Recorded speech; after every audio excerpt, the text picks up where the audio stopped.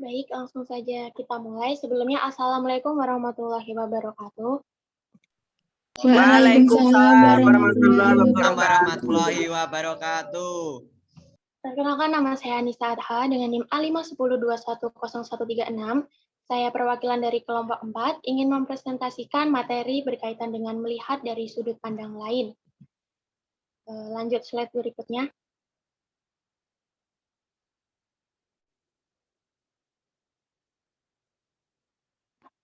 Kelompok 4 sendiri ini terdiri dari yang pertama ada Afra Ilmi Takril Awala dengan NIM A510210124. Kemudian ada saya atas nama Anissa Adha dengan NIM A510210136. Yang ketiga ada Mia Aris Setianingsi dengan NIM A510210137. Dan yang terakhir ada Rengganis Amelia Citra Permandanti dengan NIM A510210139. Nah, melihat dari sudut pandang yang lain. Melihat dari sudut pandang yang lain ini atau different point of view termasuk ke dalam jenis strategi pemecahan masalah. Memiliki prinsip yang dimana menyelesaikan masalah matematika dengan menggunakan sudut pandang yang berbeda atau menggunakan cara lain yang dianggap lebih efisien daripada menggunakan cara yang biasanya.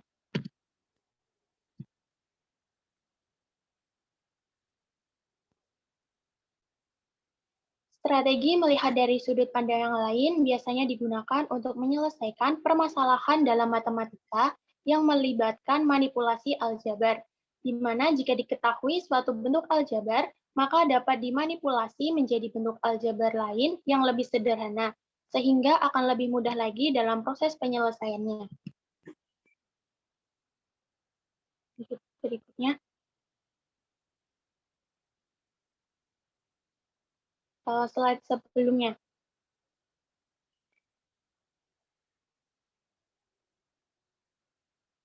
Strategi melihat dari sudut pandang lain bertipe penjumlahan fungsi. Yang pertama yaitu strategi menyederhanakan masalah serupa sehingga dapat menyelesaikan dari masalah yang lebih sederhana. Yang kedua, melihat susunan penjumlahan fungsi yang ditanyakan dari sudut pandang yang lain. Nah, dalam kehidupan sehari-hari ini bisa digunakan dalam seperti menentukan jumlah pertandingan atau menentukan jumlah siswa yang hadir di dalam suatu kelas. Langsung saja kita memasuki contoh soal. Untuk soal yang pertama dari Mbak Afra Ilmi Takril Awala, saya persilakan untuk menjelaskan soal beserta pembahasannya. Terima kasih.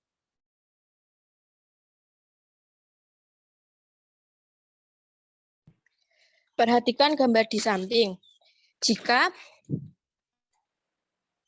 KLMN merupakan titik tengah masing-masing garis, AD, AB, BC, dan CD dari suatu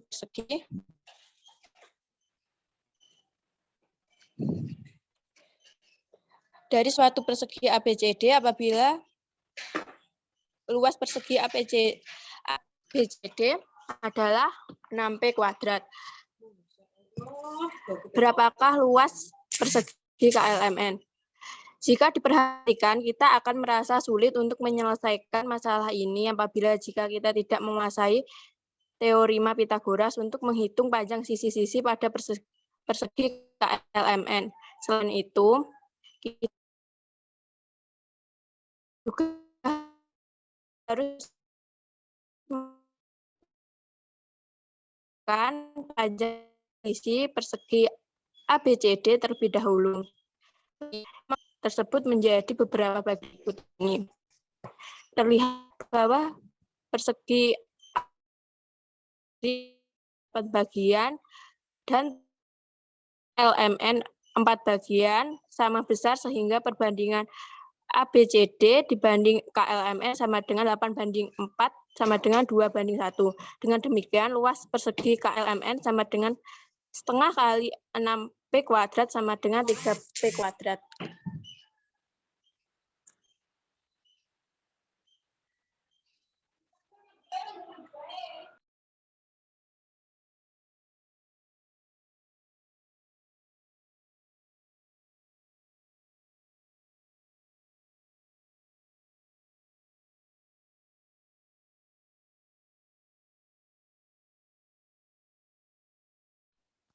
Baik, untuk yang selanjutnya itu tentukan nilai dari X dan X plus Y atau X ditambah Y jika 123X plus 31Y sama dengan 345 dan 321X ditambah 123Y sama dengan 543.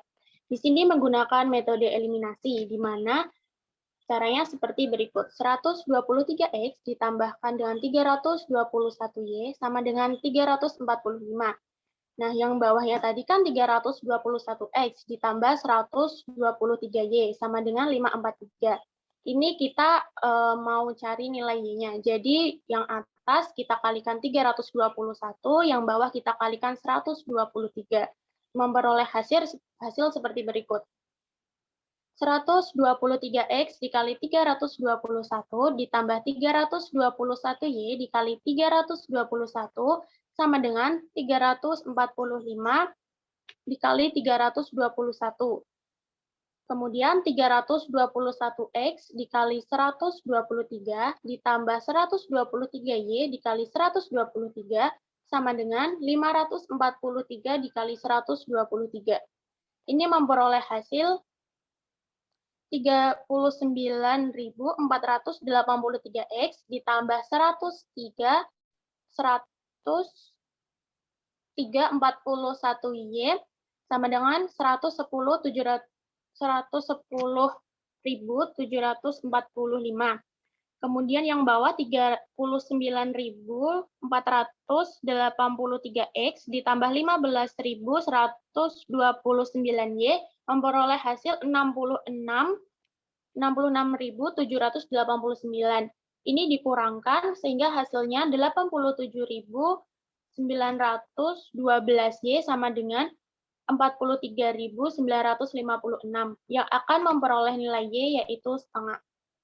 Kemudian 123X ini ditambah 320Y sama dengan 345. Ini kegunaan untuk mencari nilai X. Yang akan diperoleh 123X ditambah 321Y, Y-nya itu kan tadi setengah, maka dimasukkan sama dengan 345, yang dimana akan memperoleh hasil 123X ditambah 160,5 sama dengan 345. Nah, ini 160,5-nya pindah ruas menjadi 123X sama dengan 184,5. X sama dengan 3/2. Sehingga dapat diperoleh nilai X plus Y yaitu 3/2 ditambah setengah sama dengan 4/2 atau sama dengan 2. Untuk berikutnya, Mbak Mia Ari silakan mempresentasikan soal dan jawabannya. Bayu dapat memotong timun yang berbentuk silinder menjadi beberapa bagian menggunakan pisau.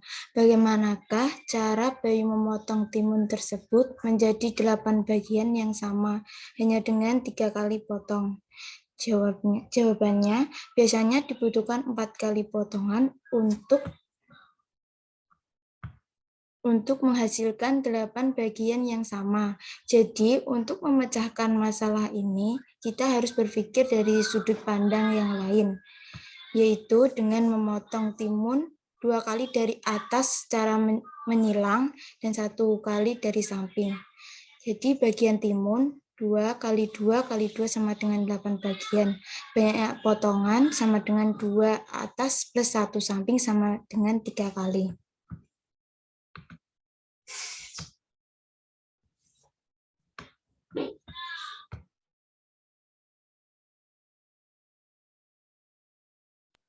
Baik, untuk selanjutnya Mbak Rendanis Amelia Citra Permandandi, dipersilakan. Tentukan berapa 20% dari 40. Penyelesaiannya, pada umumnya penyelesaian tersebut menggunakan cara mencari satu persatu seperti 20% sama dengan 20/100, setelah itu baru dikalikan dengan 40, yang hasilnya 800/100 menghasilkan 8. Namun, apabila kita perhatikan kembali, dari sudut pandang lain, kita akan dapat menemukan cara yang lebih mudah. Karena dua angka tersebut sama-sama puluhan dan dapat dibagi 10, kita dapat mencoretnya, yakni 20% dicoret 0 beserta persennya, dikalikan 40 yang nolnya dicoret. Jadi hasilnya 2 kali 4 dan menghasilkan 8.